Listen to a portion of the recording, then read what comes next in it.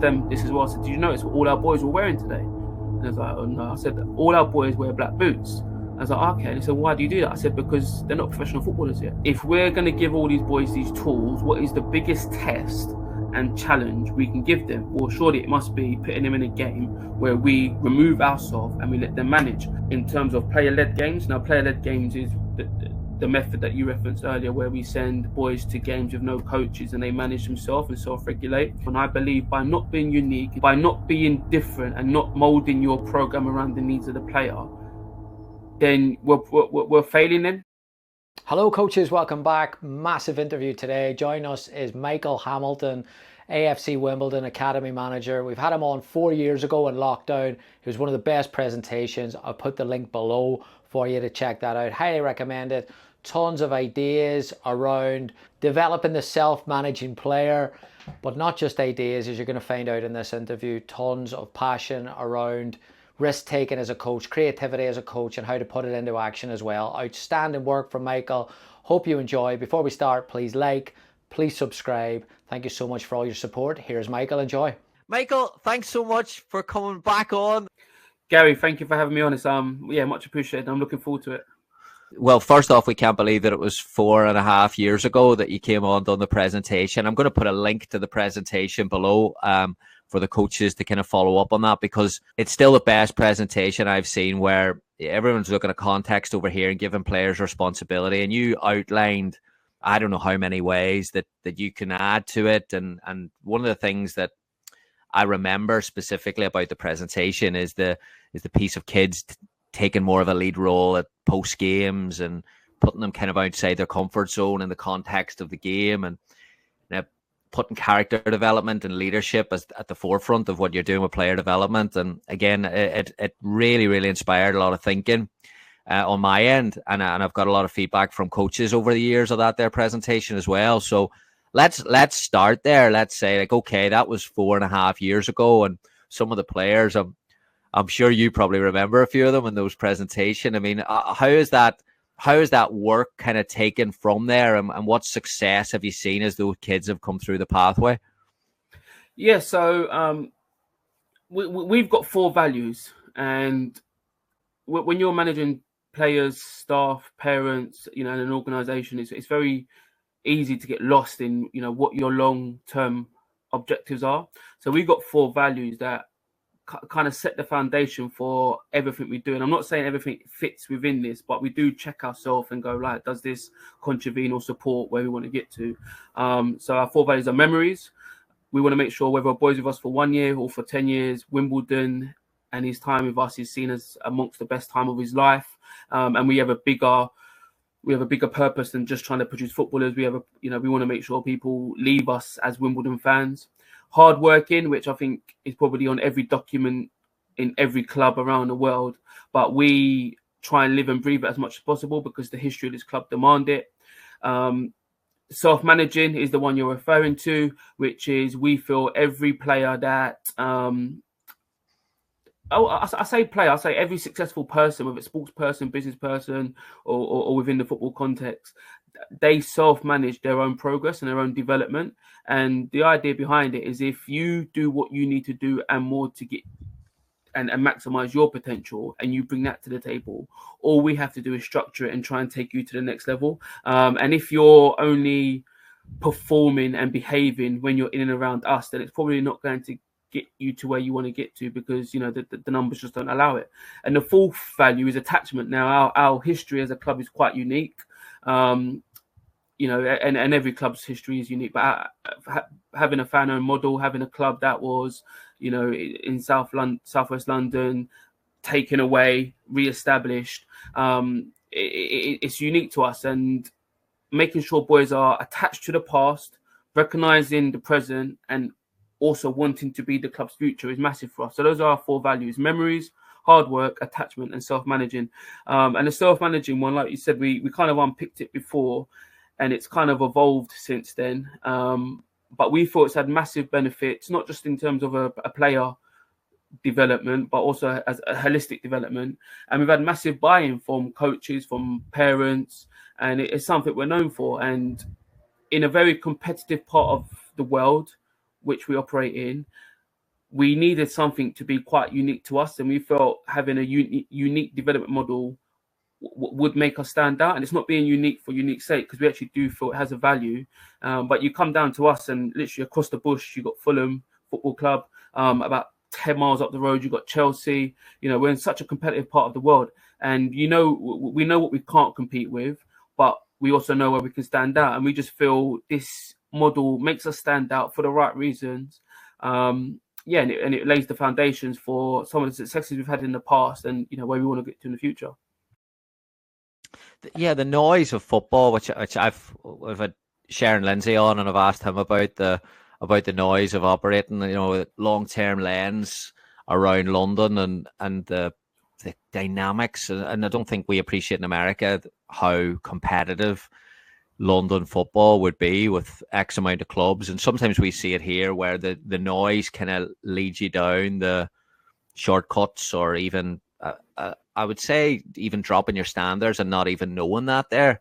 So I guess with that in mind, like memories, hard work, and self-management, attachment, those are very, very strong, powerful principles. How do you then keep staff aligned with that when there is so much noise locally with that?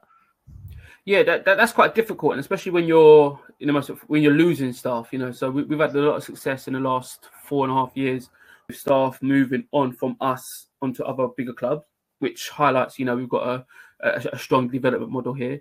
But when we recruit and reappoint staff, our onboarding is massive. Our inductions, and us really saying, look, this is who we are. We're a little bit different. You're not going to get X with us, but you will get Y. And whilst you're with us, again, whether you're with us for 12 months or 3, 4, 5 years, when you're with us, we have to live and breathe these values. So our onboarding is massive. Me, from a managerial perspective, I sit down with department managers every 6 to 8 weeks and just make sure that the departments and the individuals are performing in line with targets and objectives that we set out. And, we some of these measures that we just mentioned are referred to, and off the back of these meetings, naturally, they have to make sure that the staff that they manage are falling in line. And it's not easy, but it's something we don't negotiate on. And I'll give you a couple of examples. So we played a Premier League club, a club that finished in the top 4 in the Premier League last season, just as a reference, and we beat them 2-1. And I knew some of the staff members that were working for this other club, and they came over to me and they said, "Oh, Michael, we noticed your boys run a little bit further or a little bit harder than us, and your noise levels were X." And they just started picking apart the performance, and they said, like, "Well, how do you do it?" But as they were talking to me, they were out collecting the balls that had gone in the bush and around the pitch. And I said, "Well, look at what you're doing now." And he was like, they didn't get it at first. I said, "Well, look," I said, "this just wouldn't be acceptable in our environment." And I said, "Look, you're getting the balls." I said, "So you are straight away telling the boys that it's okay to leave behind your equipment and look after your environment, because we will do it for you." And I said, "This just wouldn't happen for us. Where we operate in all our training pitches, we've got bushes around them, and if a ball goes in the bush, you've got to go in and go and get it out." Now, I know that seems a little bit risky, but if you go back to, the street mentality and football back out on the streets and other bits and pieces, that's what they will do. Balls will go on the cars and you climb on the cars. And it's those like unique, raw touch points that are massive to us. Another thing that we had, and I asked them this as well, I said, "Did you notice what all our boys were wearing today?" And I was like, "Oh, no." I said, "All our boys wear black boots." I was like, "Okay." And he said, "Why do you do that?" I said, "Because they're not professional footballers yet, and we see pink, yellow, white boots as all placebos. Like, of course, everyone has stars that you look up to, your Haalands, your Sakas, your Salahs. And of course, if you do the hard work, hopefully you will get there. But you aren't there. You're developing and you're working towards that. And all these, there's certain parts of our program that are non-negotiable. There are certain parts that can be flexible and we do negotiate on. So one, going under our self-managing value, we make sure every age group hit X amount of games per season in terms of player-led games. Now, player-led games is the method that you referenced earlier, where we send boys to games with no coaches and they manage themselves and self-regulate. the foundation phase age groups, so in the academy setting, that would be in our setting, that's 9s to 11s. They have to do a self-managing player-led game once every 6 weeks. The frequency of games can be negotiated. So we done it before, where when we first set up this principle, every age group had to do 6 games per season.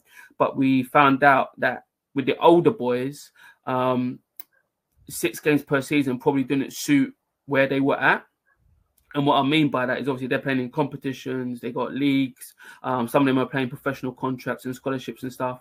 And if you recruited late, as an example, and you've got a boy that's just come from another club, throwing these methods on him at a time which is quite sensitive to him can be quite, it might not maximize its purpose. So we revisited that, and we looked at the frequency at what age groups and what teams need to hit over the course of a season. So there is flexibility within the strategy, but in terms of a foundation, those 4 values, like I said, they underpin everything. Yeah, there'll be about 50 coaches nearly crashed their cars listening to this when they heard the players going to games with no coaches. I actually didn't know you did that self-managing player-led games. Is that 0 coach? Yeah, so self-managing is where we want to get to, right? And it's messy, it's chaotic, but by the end of our program, we want Michael Hamilton to have gone through the Wimbledon program, and when he goes into a first team environment and he's in there with players that have played 200, 300, 400 games, and he's in there with a manager who, I don't know, who's just come in and his job's on the line, we want him to block out all the noise and be able to manage where he's at and make sure he gets the most out of that day, that week, that situation. So if a manager comes in, I'm just throwing these scenarios up, and doesn't talk to him because his focus is on X, block out all that. What do you need to do? Why do you need to do it? And go and do it. So just manage yourself. In trying to achieve that self-managing objective, we have different methods towards that. So, and one being player-led games. So yeah, we send... I'd have to go back a few years to let you know where it come from. So it come from Mark Robinson, the current Burton Albion manager. And last season, he was the Chelsea under-23s manager. Previous to that, he was AFC Wimbledon under-18s manager. And he transitioned to first-team manager a few seasons ago. But he was the first one that came up with the idea. And it's kind of evolved from then. Which is, if we're going to give all these boys these tools, what is the biggest test and challenge we can give them? Well, surely it must be putting them in a game where we remove ourselves and we let them manage. So naturally we sat down and, we risk managed it. What if this happened? What if they win 5-0 and they come out of egos? What if they lose 6-7-0 and you've got to go and explain it to the first team manager? So we looked at it all and thought, no, if you're going to stand for something, you've got to stand for it. So that was about 5-6 years ago. And the first game that took place, the boys went 2-0 down. We got it on recording, so we filmed before, during, and after. And the boys went 2-0 down. The boys changed shape during the game. They made their own subs, and they end up drawing 2-2. Now, the result is obviously positive, and that little example there is obviously makes it all more powerful. But it's not about the result. It's about arming the boys with the tools to believe in themselves, to bring all the information and the philosophies and whatever you want to call it together, so that when it comes to performing, the boys have got the bag of tools to go into and go, right, we've got this. And it initially started off with the under-18s. Like I said, we started to trickle it down. We got down to under-16s, and about 4 years ago, and now Mark had gone into the first team, we said, right, if we're going to do this, we're going to do this. And we got a lot of resistance from developers, practitioners. Not sure about this, you can't do it, yeah, but what if that and what if that? And we're like, you know what, I'm not being rude. If we stand for it, we believe in it, we can justify it, we're going to do it. And we've got to the stage where every age group in our program, at some point, like I said, they go and self-manage. And you hear a lot of people talk about, where are the leaders of today? So you've got leaders of the past, John Terry, Rio Ferdinand, Steven Gerrard, just to name a few. And everyone talks about the problem that we have in 2024, which is, players or kids spend more time on phones and their world looks different to what it did years ago. They spend less time playing out and stuff like that. Okay, so if that's the problem, then we need to find a solution. We can't moan about that. And this is just one of the things we do to try and achieve our self-managing aspect. Along the way, there are other experiences and methods that they experience. So another would be, you might have silent quarters. So if you've got an under 8s team, as an example, the staff will be around, but for 2 of the 4 quarters in a game, we might stay silent and give the boys the responsibility to lead and manage. We do player design sessions, so there'll be certain sessions throughout their program that they lead on and that they design, and building up to that, they will sit down with coaches and an analysis and look at what they want to deliver as a session and why and how is it relevant.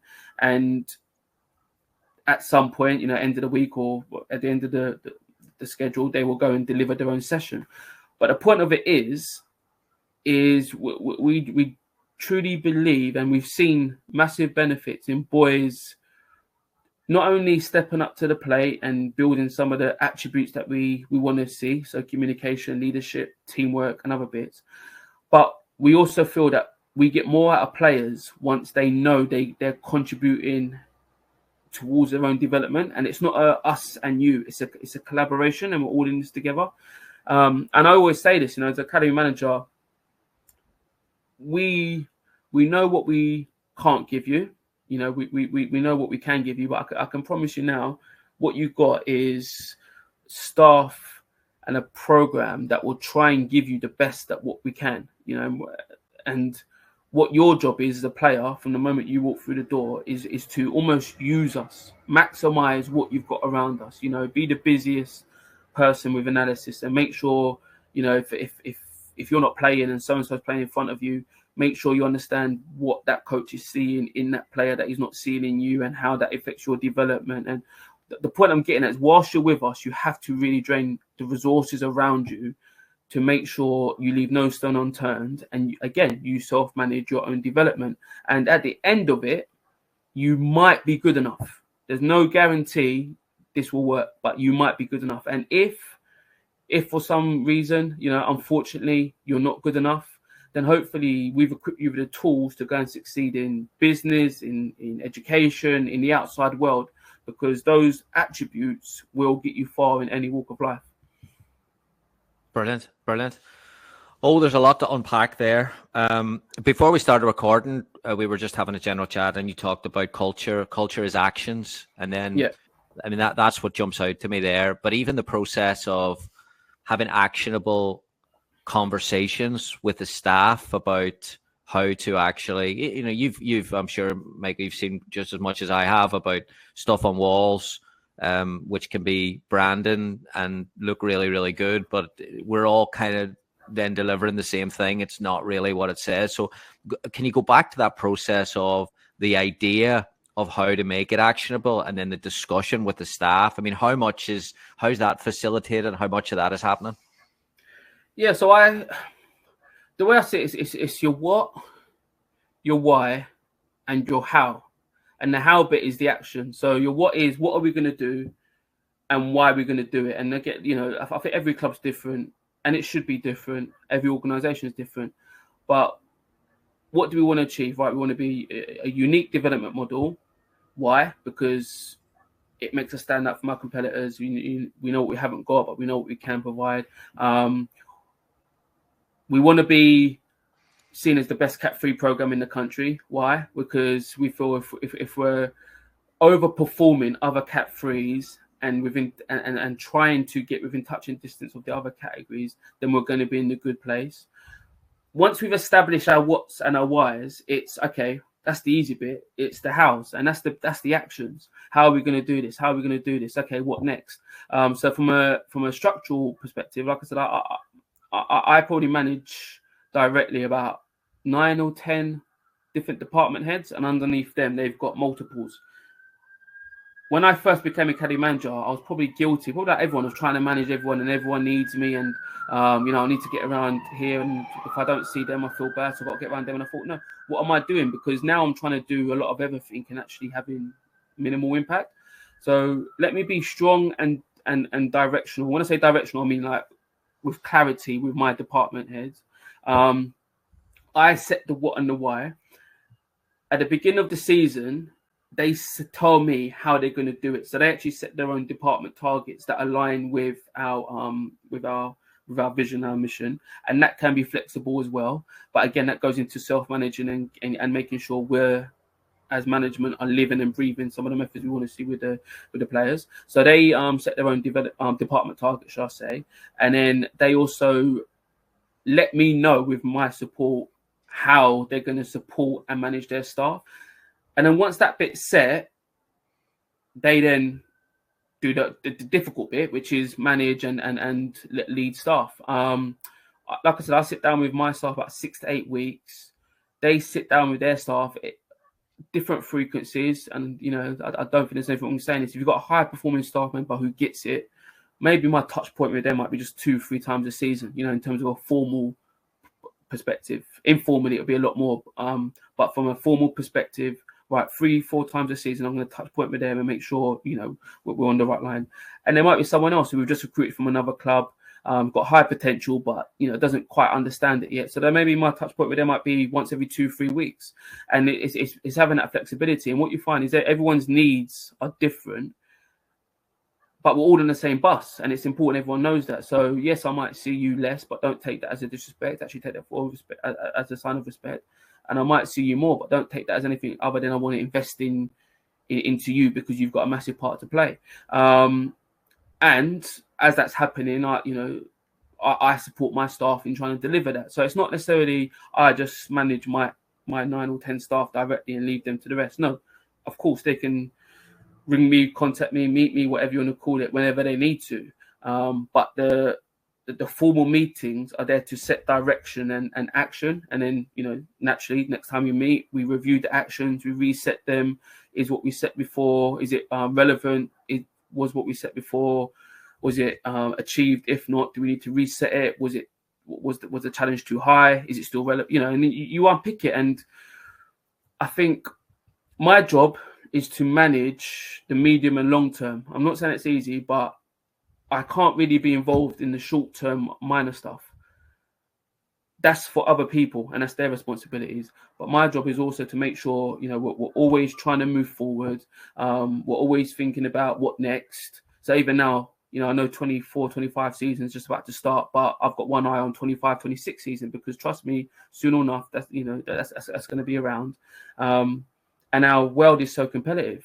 So some of the clubs that we mentioned before that are on our doorsteps, you know, you've got Brentford Academy that's restarted. That's a new challenge. You've got Wycombe Wanderers who are going to come into the program in the next 12 to 18 months. That's going to be a new challenge. So if I get mixed up and consumed in the smaller stuff, we will get caught up, if that makes sense. And I'm not saying it's easy, by the way. It's just the way that I found works for us. And like I said, everyone within that is differently. It is different, and they need to manage differently. And that's not a negative. Hello coaches, we'll take a quick break here. I really, really appreciate all the support with all the Modern Soccer Coach content. As we promised a few months ago, with the support increasing, we're going to keep trying to add on little bits and pieces with Modern Soccer Coach website. So we've got tactical analysis articles. We're about to release one more coaching resource in the next couple of weeks. We've also got our online course, which is now in full flow, where we've added webinars. So if you enjoy the tactical side of Modern Soccer Coach analysis and you want to join us for, again, an understanding of the analysis piece and some bonus webinars where you can come on and discuss or ask questions and get involved in the community, please head on over to modernsoccercoach.com/analysis. It's got the online course, and then, like I said, we've got the coaching community alongside it where we'll bring on special guests and we'll do some regular content. So if you want to get involved and you want to participate, please head on over modernsoccercoach.com/analysis. I'll put the link below as well. Really appreciate all your support. Thank you so much. Back to Michael. The unique part, I want to go back to that there as one of your objectives or one of your goals, being unique in the development space. And that's something that I actually think deep down that inspires a lot of coaches. They want to be different, but then the noise of winning games. So a lot of people will say, well, I would love to do that, but that's difficult. But going back to, you know, I see a lot of bravery in being unique, and you would have to take a lot of flack for some of these decisions. So I know going against the tide sounds really cool and trendy, but it's not as easy as that. So talk about how you kind of deal with not criticism, but definitely pushback or resistance for some innovation, or do you? No, if I'm honest, we get quite a lot of respect in the development space. About 4 or 5 months ago, I was asked to present on an FA course, and I was presenting on a course with J. Jourdain. I'm not too sure if you're familiar with him, but he's a scanning, excellent, yep. And we got into conversation. He asked me, what I was presenting on, and I started talking about the self-managing stuff. And he was kind of he was so intrigued and interested in it. And obviously, the FA are interested in it. They asked me to present on this award. And what you get a lot of people coming, and I'm talking about some of the best practitioners in the country, from Newcastle, Man City, Arsenal, all the way down to Leyton Orient and Wimbledon, whoever, so you get a whole spectrum, and you get everyone going there going, I love what you do, I respect it, and I'm intrigued. But it's the next bit that people, I think, are fearful of, is actually doing it. Now, I do understand, I sit at the top of the academy, if you want to say that, so I have to manage up. But in terms of the program, I oversee it. So I'm in quite a unique space. If you're not in my position in a setting and you want to deliver and action a unique program, I understand you might have people to answer to, and I've obviously not got that situation, so I do understand my situation is quite unique. But I suppose what I'm getting at is, if you feel it's right and you can justify it, then what is stopping you? Because if you look at the word developing and teaching, coaching, whatever you want to call it, our job is to stretch, to challenge, and to take players into the unknown. And when I say play, that could be any subject, but it's to stretch them beyond their beliefs and to maximize their potential. And I believe by not being unique and just by doing the same thing and ticking all the boxes, by not being different and not molding your program around the needs of the player, then we're failing then to a degree. And I've got so many examples on my phone, and I'll probably send you some after, of players at the top level talking about managing situations or smelling something in the game. So, and the two videos that I've got a video of John Stones going up to Pep Guardiola in a game, and he's obviously seen a way that the team that they're up against is defending, and he's talking about different methods of trying to break down this block. And because he's the one that's playing the game, right? Pep structured it. Pep's put a plan out, but plans change. And you've got John Stones managing a situation in game. And the other one is Lallana. They're playing Liverpool. And obviously, as you know, Liverpool are highly aggressive in their press, and, they work hard. And Lallana has noticed a change that is needed in Brighton's build-up because Liverpool changed the way they press. And he's gone over to De Zerbi, and De Zerbi's gave him the thumbs up. And they've changed it. And I don't know what the result was. But the point I'm getting at is this is visible in the top game.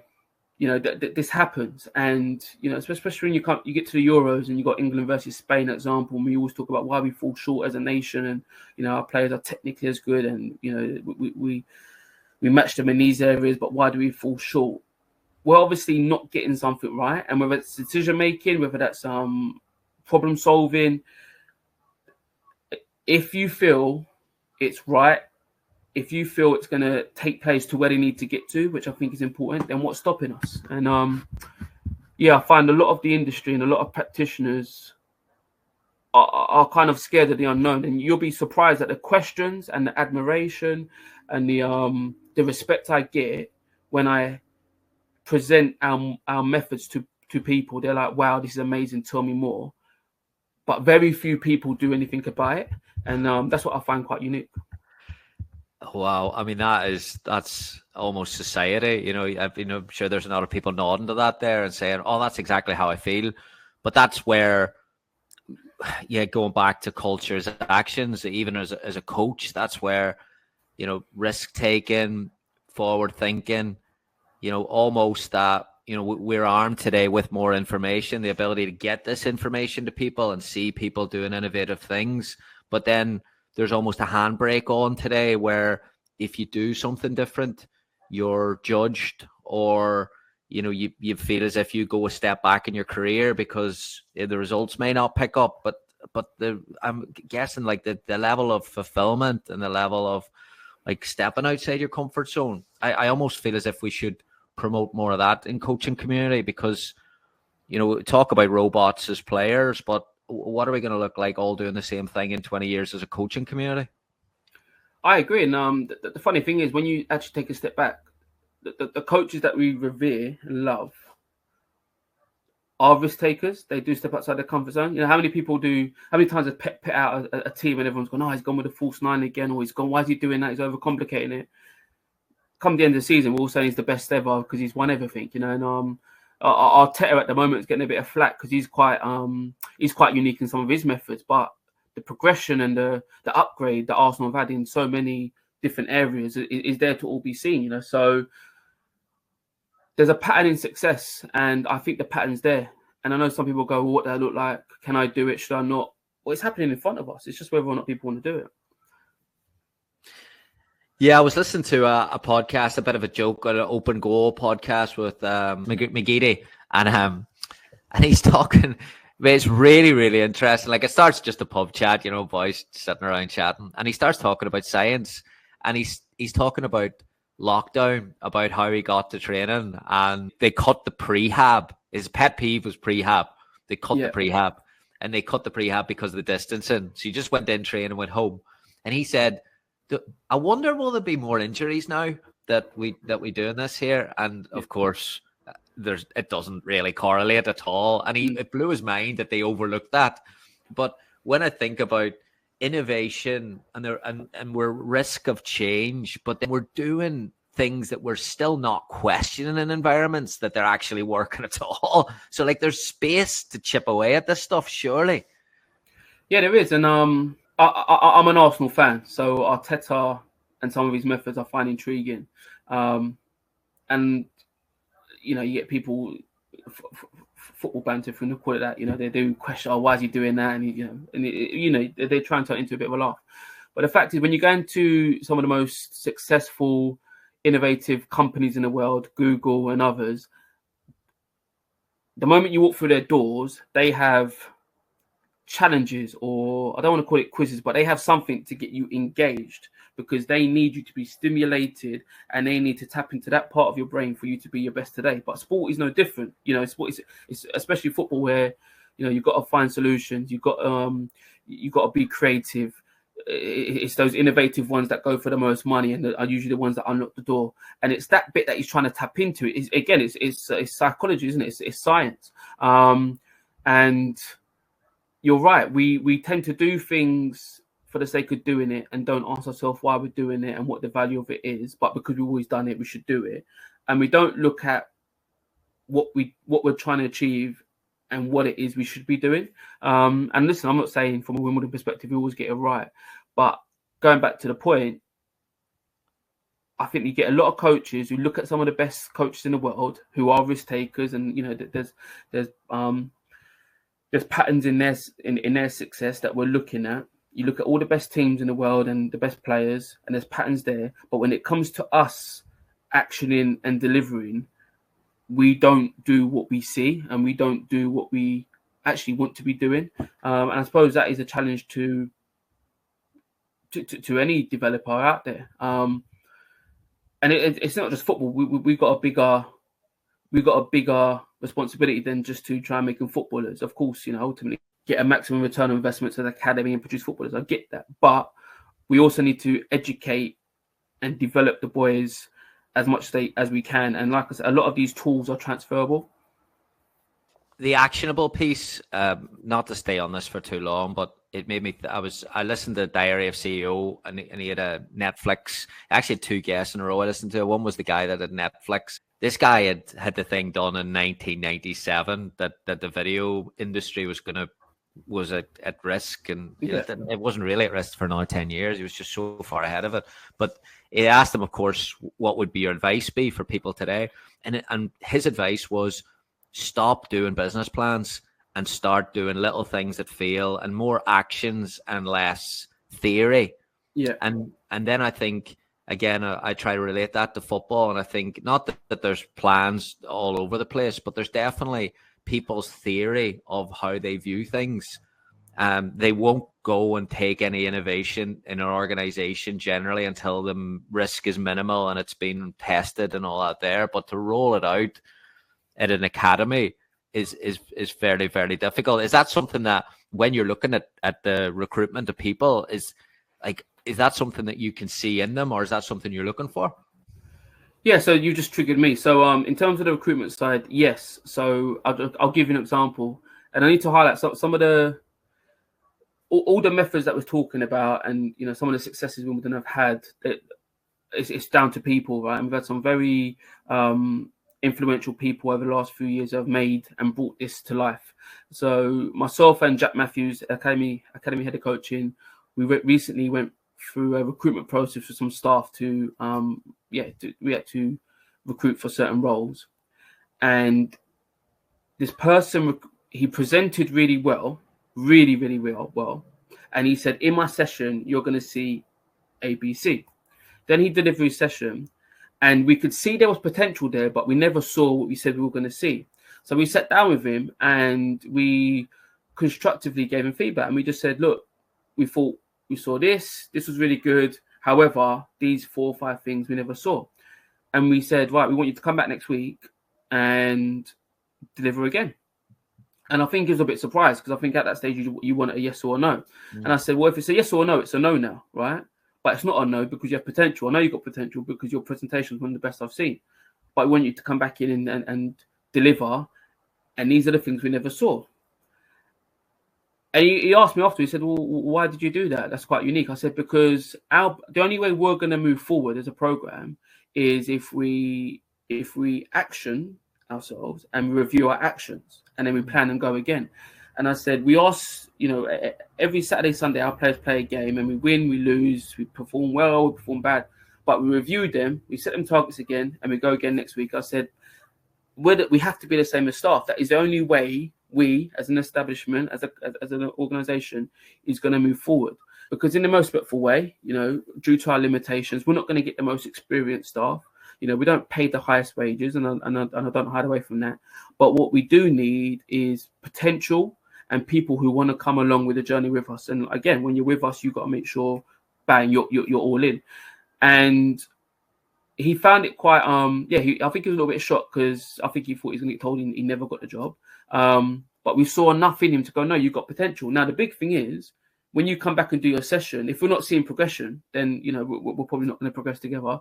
But if we see you've hit new points and you've hit the areas, then there's going to be other areas that have gone, right, now you've got that. Now we want to see this. And again, it's just forward progression. And to going back to your other point, you spoke about plans and business plans. I was quite fortunate. I was academy head of coaching, and I suppose I see it unique in the sense that I've also got a daughter in the school. And EPPP stipulates you must have a curriculum. And one of the first things I did as academy manager is I ripped up the curriculum, because how can I tell Gary what he needs to be doing in 10, 11 months' time? How is that possible? If education and development is flexible and it's up, it's down, it's stop, it's start, how will I know where you are? So we ripped up the curriculum and we set out our playing, how we want to play. This is how all our teams need to look like.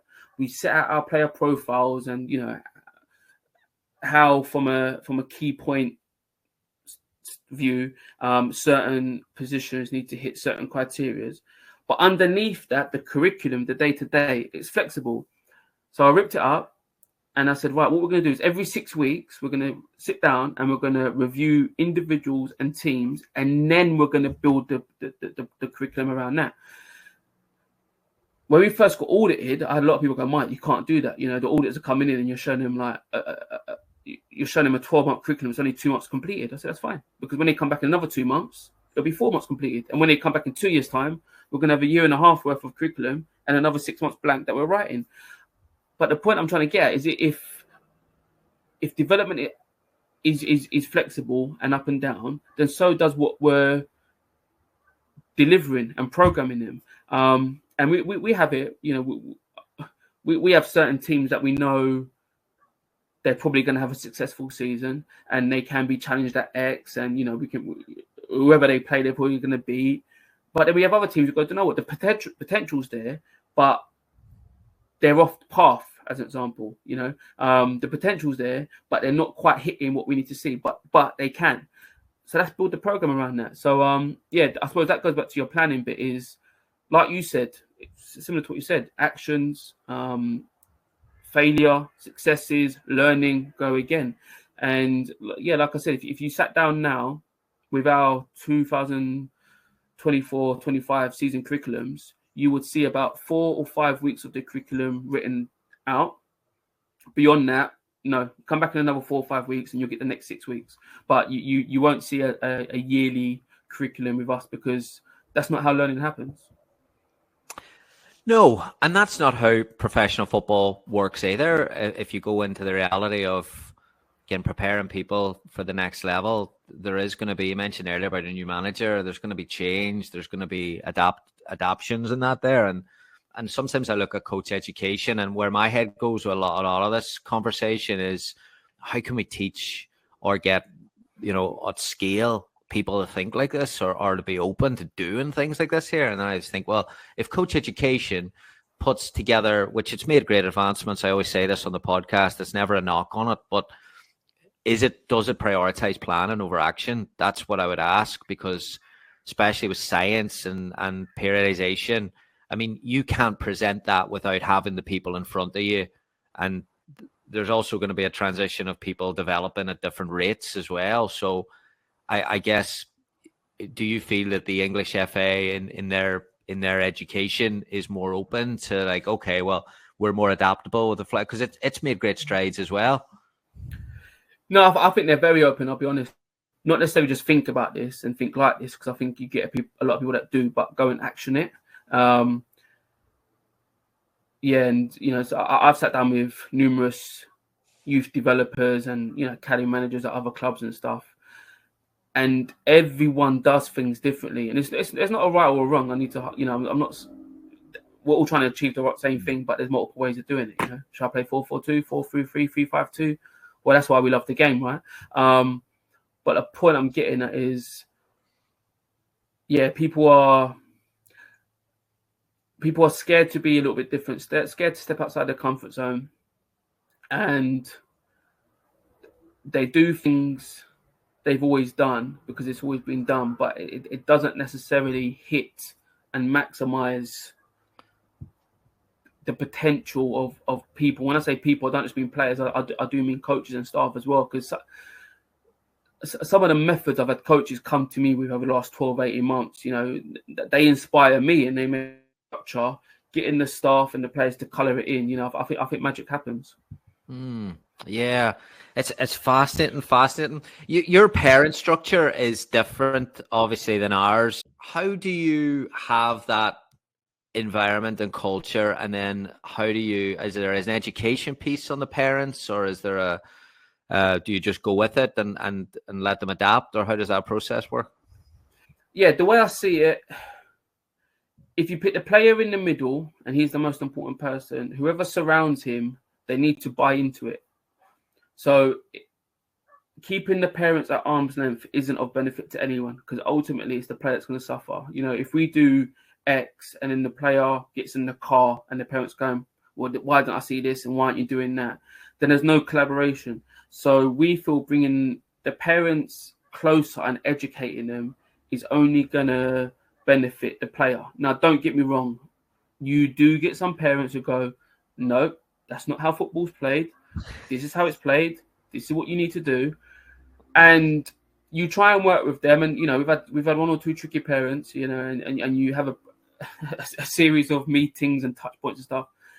And then there has to, what you hope, and maybe it's different in our settings, what I hope in our world is the boys get to an age, 13, 14, 15, where they become so self-managing that they're like, Mum, Dad, Shush, I've got this. You don't know what you're talking about. And they understand that they need to block out their parents and they need to be zoned in. Or if that doesn't happen, if we feel a player's progression isn't being maximized because outside interferences, if it affects performances, then at some point we have to have the conversation and go, right, this just isn't working. You know, it might be working for you, but it's not working for us. The reason we don't overvalue the parent over the player is because ultimately it's the player that is in our program, and it's their journey. But yeah, if you get outside influences, and it might just be parents, to be fair, it might be agents or other staff who are saying the opposites to what we're saying and, you know, giving them different information, then at some point, yeah, we just turn and go, this just isn't working, you know, and it's just best that, you know, we are comfortable and confident enough in what we've done over the last few months, years, to try and make this work. And these are the tangibles that I can present to you, but it's just not working. So now, you know, shake hands and go our separate ways, especially if it affects on-pitch performances, because, yeah, no one benefits from that. But if I'm honest, sorry, I was just going to say, but if I'm honest, 98% of the parents, they're fully on board and they love it.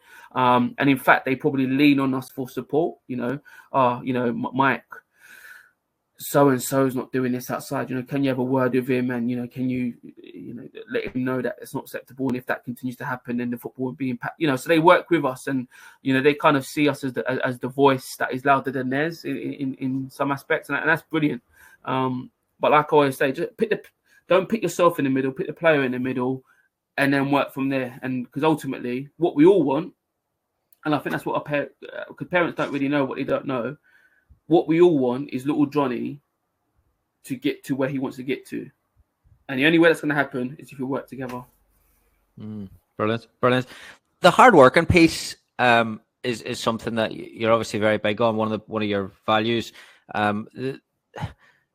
How deep, and I know there's a change in UK academies where they're not cleaning the boots anymore, and it's not at one stage, I think it's Glenn Hoddle was painting White Hart Lane or something. There's a story about that there. I mean, all these probably too much, but then you look at it and you think, yeah, there was a camaraderie in it, and there was a humility in it as well, and hard work. And I mean, is it hard working is it the training session? Is it doing add-ons and stuff afterwards? Is it around the building? I mean, can you talk a little bit about that? Yeah, so some of the methods that you said used to happen and don't happen as much anymore. If you come down to Wimbledon, you know, they will happen. And I don't shy away from that, you know. So we've got a classroom down at the training ground that needs redecorating. And the most recent discussions are, you know, well, the boys can do it. And it's not a punishment. I need to highlight it. So it's not a punishment. And this isn't, you know, if you don't do this, whatever. No, but this is our environment. You know, the coaches will do it with you as well because we're all together. So we do that. Mark Robinson used to be massive at the end of the season, ahead of the new season. You obviously have like a clear up of the training ground. You know, you go around and, you know, you cut the bushes and make sure everything's prim and proper. And the under 18s used to go down and help out with the volunteers and stuff like that. And if I'm honest, kind of like what we've both been saying, but the parents absolutely love it, and they see the value in it, and it's not a punishment. We need to highlight this isn't if you don't do this, this won't happen. This is what we do here. And again, it's culture, hard work. We have a motto of winners do more. So if you ever come down to our games and you saw our boys running after a game, it's because we probably won the game. And the point being is, if you go, you probably know what it's like. You go to training and you turn up late, and it's, oh, Michael, you're late. Give me some laps. And it's like, hold on. So my punishment for being late is actually a reward because I'm now going to do 5 laps. The reason 5 laps or running is a reward is because if I'm going to run further, quicker, longer than you in a game, I'm going to outperform you. And we use N'Golo Kante as a reference point. So we have a motto at the academy, which is winners do more. So it might be a little five-a-side. You might have a five-a-side in a training session, and the Blues versus the Reds, and the Blues win. The Blues at some point will get more development, even if it's an extra 10 minutes in the gym, or it's a extra 5 minutes with a sports scientist, whatever it might be. They get a little top up at some point for the reward of winning. And the point of that is that winning comes at a cost. Winning is a privilege. Winning isn't easy. And if you can have a culture where everyone's trying to beat everyone to try and get better, then you're always only going to go forward. So yeah, that's some stuff we do with hard work. We don't use the word like extras. Go and do your extras. It's not extras. It's go and do your development. Go and do what you need to do.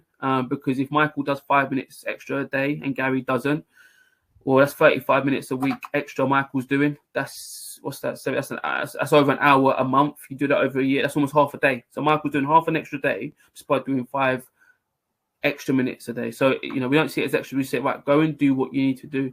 And we're quite relentless in this approach. Of course, there are times when boys need to rest and recover, and, but again, that looks differently. So your extra today is, it might be prehab, it might be stretches, it might be, watching a game and analysing whatever it may be. But the point we're trying to get to is there's millions of people trying to achieve the same result, and there's only thousands of people that can turn out at the end of a week on a Saturday and start in professional football in this country. So what are you going to do to make sure you're one of those numbers? Because the rewards are so high and the rewards are life-changing, but you got to do what you got to do to get there. And I'm not saying it's easy. And even then, again, I'll keep reiterating, even then, boys, once you do all this, and this will accumulate over time, you might still not be good enough. Yeah. But it's a habit, isn't it? If you go and outwork your colleague in a workplace or whatever it may be, then usually the results will follow.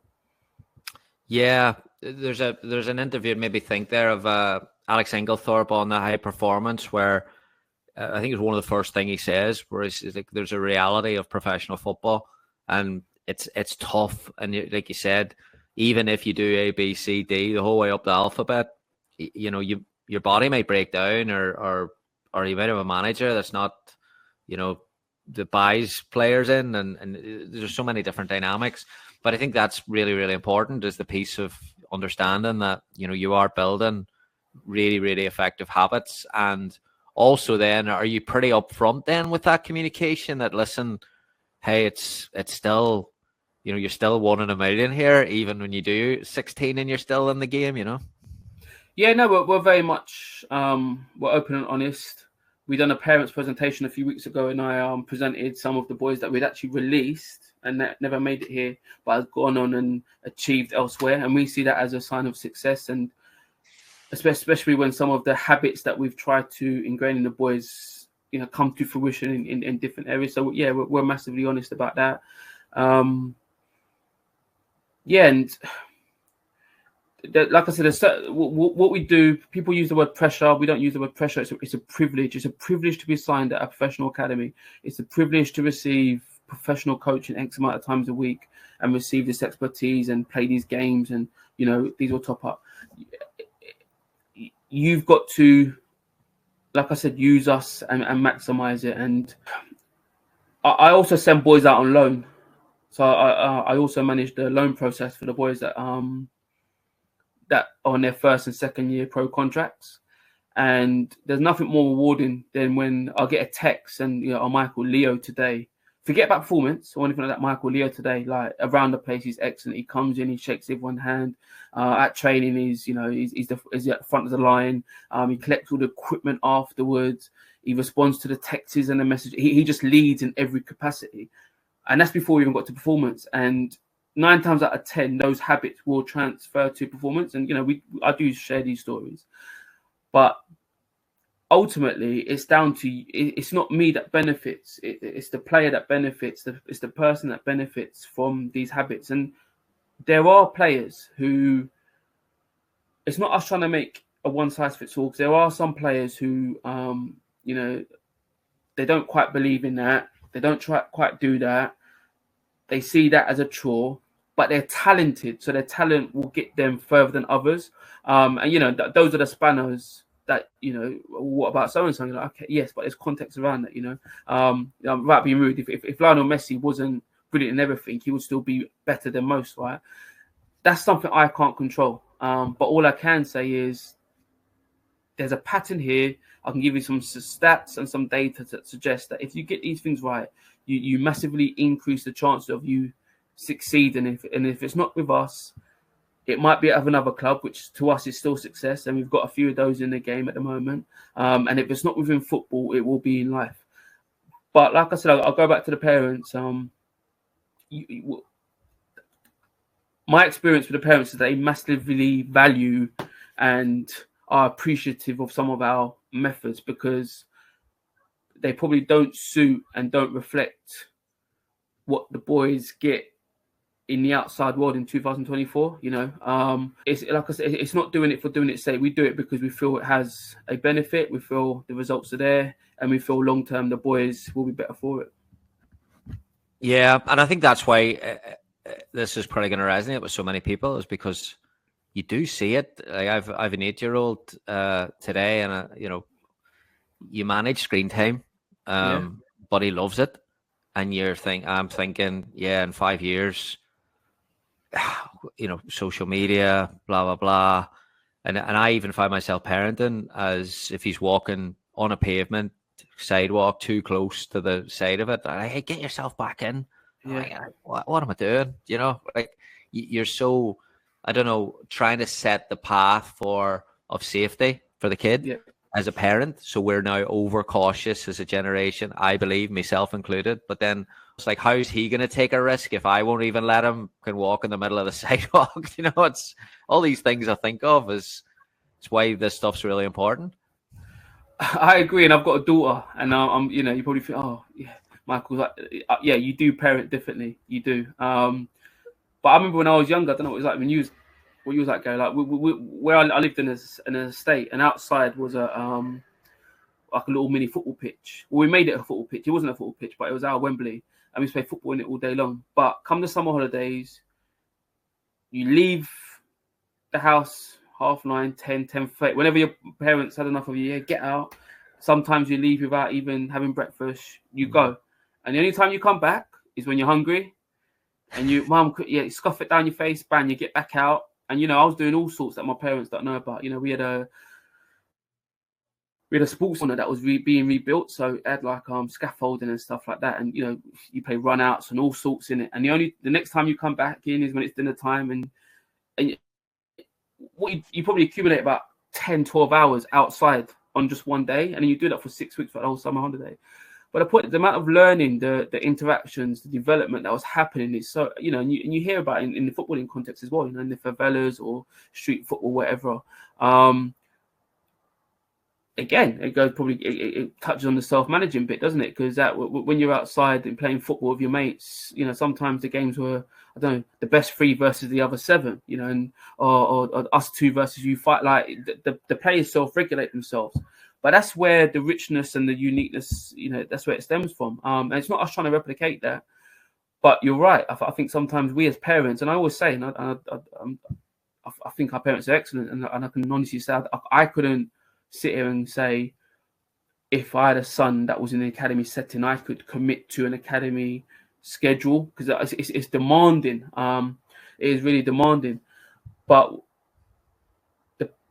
the parents' action and do what they think is best from a parent perspective, and they have all the best intentions. But like with our methods and our program, like the buy-in has been massive. The parents value it. They see the positives in it. They see what they probably wish they could do more of, but don't. And that's what it's all about. It's all about the individual. It's all about the player, and making sure we all put everything we can into him over the next X amount of time to give him the best chance of succeeding. All right, last one for you from a self-development perspective yourself, and obviously with your role, Trying to stay current, ahead of trends, inspiration, creativity. Like, where do you draw some of that from? And do you get away and do you get it from outside the game, or do you go around and get it within the game? I'll be honest. I think some of my biggest learnings have been outside of the game. One of the biggest, I'll give you two examples. So one of the biggest learnings for me, first one, I was fortunate enough to go and watch Eddie Jones coach the England national rugby side. And you hear a lot about him and his ways and his methods. Probably the two biggest is that he feels all his work is done on a Monday to Friday. When it comes Saturday, it's down to the players. And the other one being that he makes sure his training levels are above the requirements of the game, so that the game becomes easy. Which is easy to write down and say, right? So you're right, okay, what am I going to go and see when I see this? And I can honestly say, for the hour and a half, 2 hours I was there, I was absolutely blown away. So the day was structured. So before they even done anything, they had an indoor facility which we weren't allowed to see, but I heard that they were like performing like scrums, and then I suppose they're equivalent of like restarts and set pieces, but it's all walkthroughs, so he's getting his tactical bit in there, and it's demanding.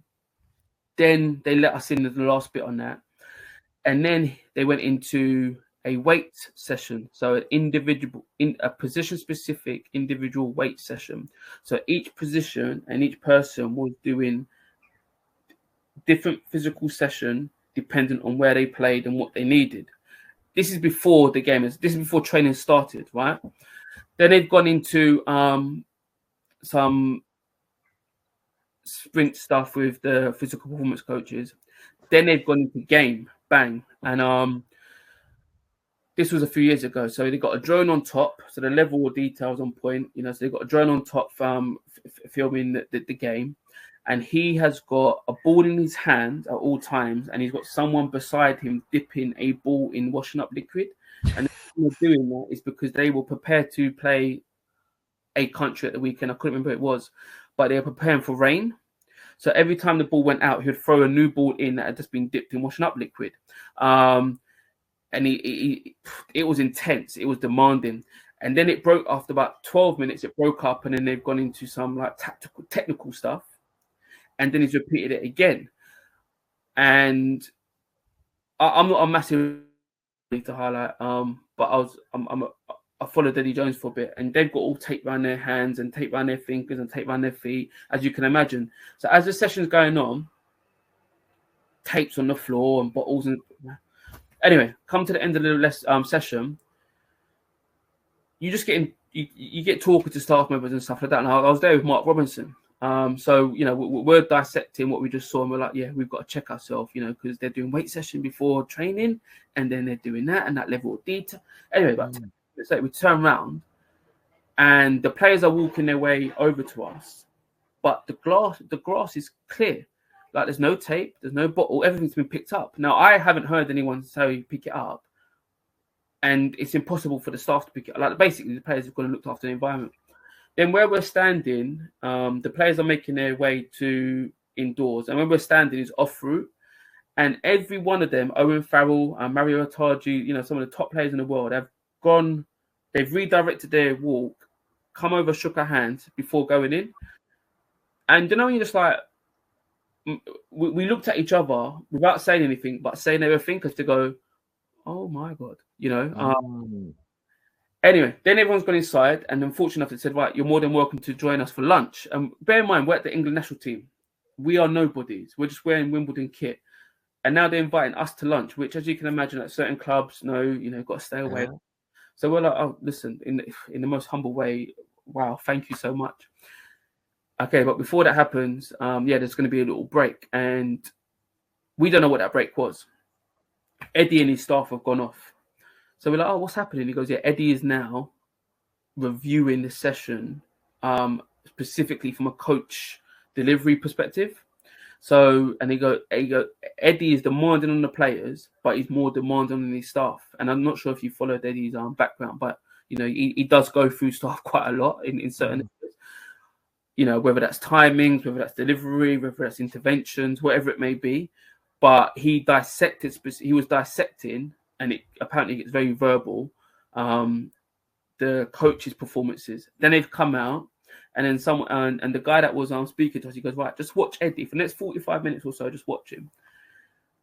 And the point being is that Eddie would go and have his starter, he'd go and have his main bit, but he would make sure by the end of lunch he would have gone and checked in with everyone, but in a way that you wouldn't even know that he's checking in. Gary, how are you today? How's training? You know, like, Mike, got to be a look.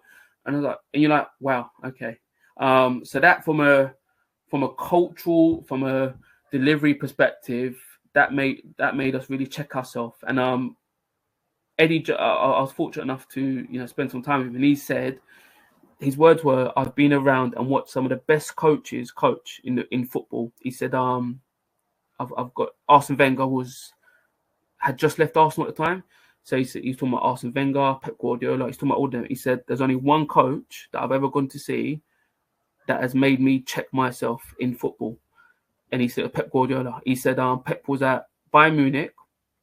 He said it was snowing, and it started off with rondos, and he goes, I'm 5'10". I'm thinking, it's just another football session. Rondo, it's going to be this, going to be that. He said, but what I saw, he said an hour and a half had gone past, and he said what he saw made him check himself as a practitioner, because whilst it was snowing, every player that came off the pitch, Lewandowski, Ribery, Robin, whoever it was, were buckets of sweat. They had worked, and their session was specific and relevant to whatever it is they're preparing for. And he said, scene that made me gone, right, there's another level to this. And he was referencing some big names. And the other one was in terms of culture, and it kind of touched on some of the stuff we spoke about. I was fortunate enough a few years ago to go to Japan. So my mate had an academy out there. And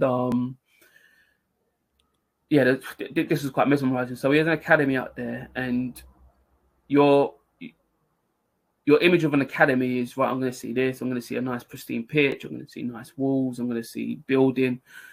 And he took us up to that. It's basically just like a gravel pit. And you're trying to be respectful, but you're trying to be like, is there a mistranslation or something here? I'm not too sure. It's just, anyway, there was no pitch. There were 2 goals. There was no pitch. And it was a gravel. And we like, his name was Shohei, our host. Shohei, where's the pitch? He was like, it will come, don't worry. Anyway, so we had about an hour before the session, and what we saw was the boys go out and mark their own pitch, center circle, boxes, everything. They went out and marked their own pitch, right?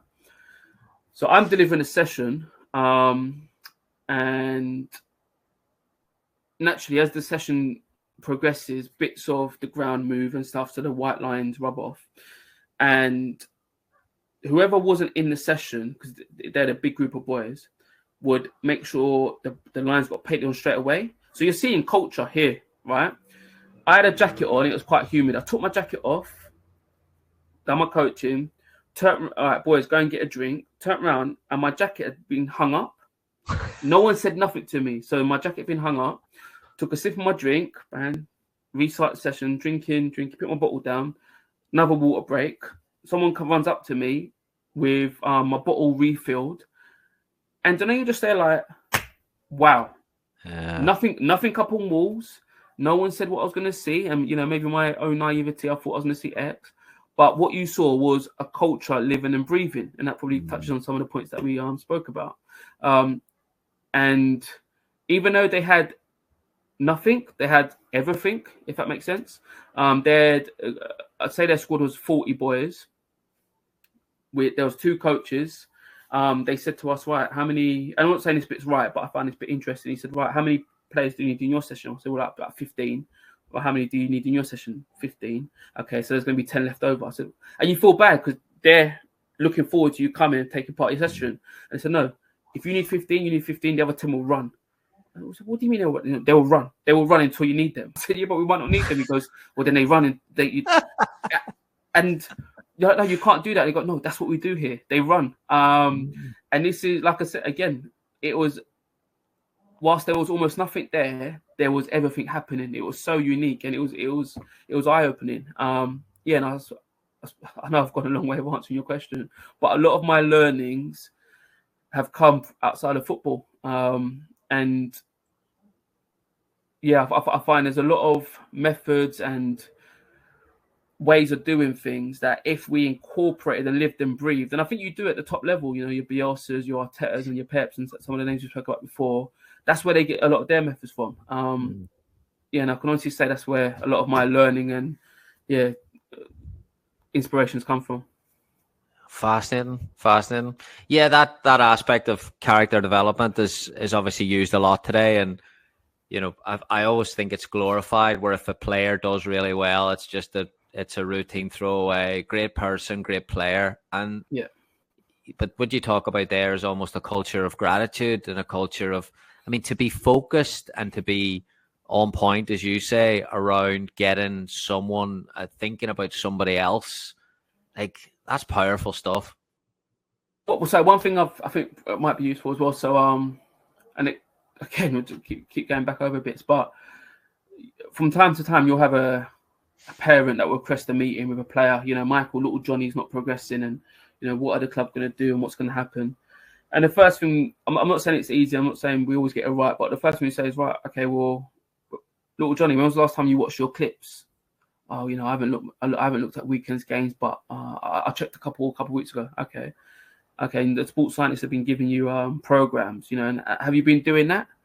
Oh yeah, no, I've done this on that day, but I missed that day, and okay, well, brilliant. Well, meeting's over, because you're asking me why progress or performance isn't happening, and your opening question is what I or what we can do more, but you've just answered your own question. You're not even bringing what you're meant to bring to the table, and that goes back to, whilst you're with us, use us, drain us, and maximize everything around us. And if you don't do that and you don't bring that side to the conversation, then you know, whatever we say or do, it's going to hold less value anyway. And there's been quite a lot of times when you've had a parent or player go, right, penny's dropped now. Yeah, right. Thank you, Michael. See you soon. You know, nothing's said, but everything's said. And again, that goes into the self-managing aspect, hard work, and it's just trying to really bring to life the values and what we say we do. Brilliant. Michael, outstanding. Well, I've gone way over, but this has flown past. Thank you so much for coming on and sharing. We'll do the hat trick soon. Yeah, thank you for the invite. Yeah, and if you do the hat trick, I expect a match ball and a few signatures. So yeah.